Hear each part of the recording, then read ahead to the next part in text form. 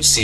即係前排好多人都會講社會關懷電影，拍好多唔同社會關懷嘅題材，少數族裔嘅都會有，但係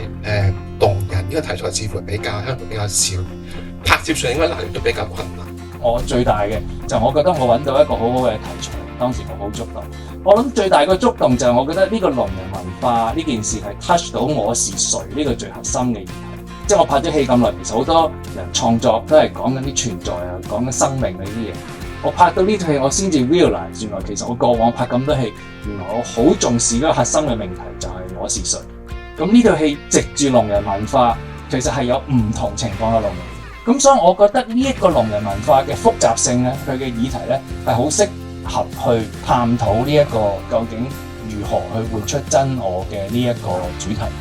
但係講到嘢，其實為聾人嚟講唔係一個最能夠表達到佢哋或者係達至個溝通嘅嘢。主流社會大部分嘅人我哋係聽到，所以我哋就覺得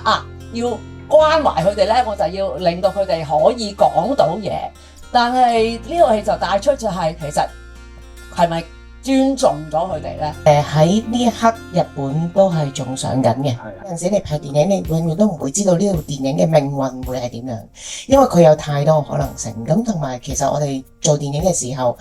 我哋都希望呢套電影可以除咗喺香港呢一度放映，或者俾香港嘅觀眾之外，都係俾世界各地嘅觀眾可以睇到多啲一啲可能大家都會睇唔到嘅嘢。咁我成日都覺得電影係一種即係我哋製作電影嘅人，希望我哋都有一種叫做 magic power， 即係信念上嘅 magic power。